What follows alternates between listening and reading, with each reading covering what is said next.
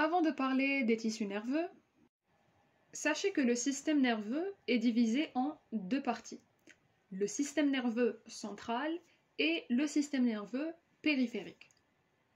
Le système nerveux central est constitué de l'encéphale et la moelle épinière. Son rôle est de recevoir et interpréter les signaux venant de l'organisme et du milieu extérieur, et d'organiser aussi les réponses à transmettre.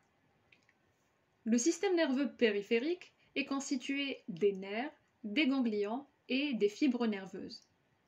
Il représente une ligne de communication reliant toutes les parties du corps. Il transmet les influx des récepteurs au système nerveux central et du système nerveux central aux glandes et aux muscles appropriés. Le tissu nerveux est formé de deux types de cellules. Les cellules nerveuses qu'on appelle neurones et les cellules névrogliques qui forment la névroglie, qui est un tissu conjonctif servant à la protection des neurones contre les substances nocives qui pourraient se trouver dans le sang, mais aussi à la nutrition des cellules nerveuses.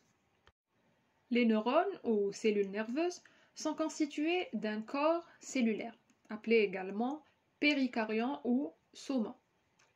À partir de ce corps cellulaire, plusieurs prolongements s'étendent pour former les dendrites.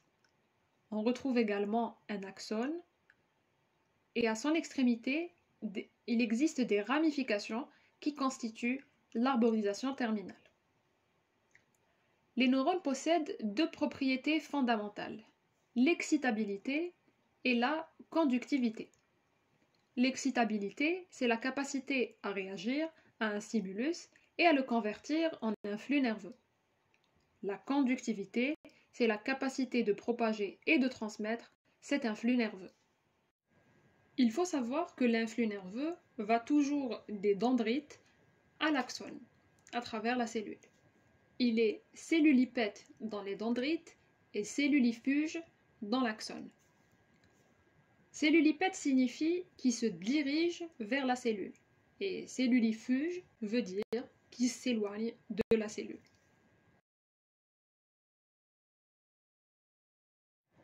On avait parlé précédemment des fibres nerveuses. Sachez que cette fibre est formée par un axone, donc le prolongement du neurone. Elle peut être entourée ou non d'une gaine de myéline, qui est une substance lipidique et protéique dont la fonction est d'accélérer la transmission de l'influx nerveux. Et il est à noter que tous les 1 ou 2 mm, ces gaines sont espacées par les nœuds de Ranvier. Les fibres peuvent également comporter une gaine de Schwann. Cette dernière est constituée de cellules gliales qui protègent et soutiennent les neurones.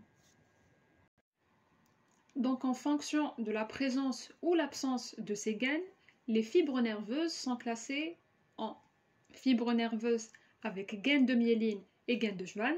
C'est le cas des nerfs périphériques qui relient les organes du corps au système nerveux central. Les fibres nerveuses avec gaine de myéline et sans gaine de Schwann, c'est le cas des fibres de la substance blanche du système nerveux central. Fibres nerveuses amyéléniques avec gaine de Schwann, c'est le cas des fibres postganglionnaires du système nerveux végétatif. Et en dernier, les fibres nerveuses amyéléniques et sans gaine de Schwann, c'est le cas des fibres de la substance grise du système nerveux central. Notons qu'un paquet de fibres nerveuses parallèles, enveloppées dans une gaine de tissu conjonctif, forme un nerf. Dans un nerf, on retrouve plusieurs tissus conjonctifs. Il faut savoir que chaque axone est entouré par un tissu conjonctif appelé endonerve. Les axones sont regroupés en fascicules par le périnerve et tous les fascicules sont enveloppés d'épinerves. Les neurones peuvent être classés selon deux critères, selon la morphologie du péricaryon et selon le nombre de prolongements.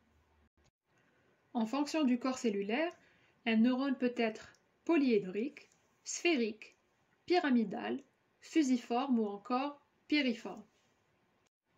Et en fonction du nombre de prolongements qui émergent du corps cellulaire, un neurone peut être unipolaire, c'est-à-dire qu'il comporte un axone et pas de dendrite.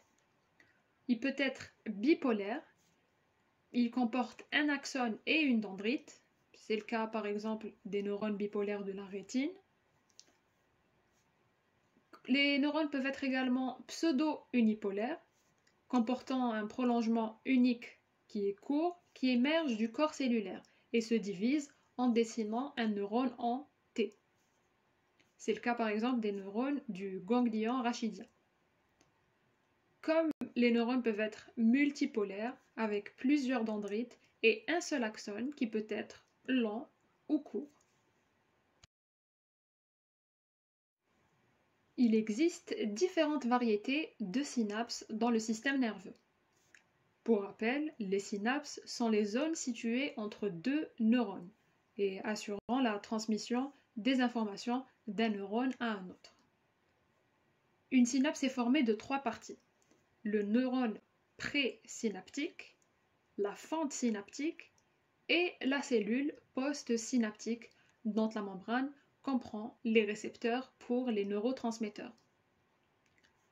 Pour revenir aux différents types de synapses, on retrouve des synapses axosomatiques, c'est-à-dire entre l'axone du premier neurone et le corps cellulaire du deuxième neurone. Il existe aussi des synapses axodendritiques, donc entre l'axone et les dendrites du deuxième neurone, comme on peut avoir des synapses axo-axonales, c'est-à-dire entre les axones de deux neurones consécutifs.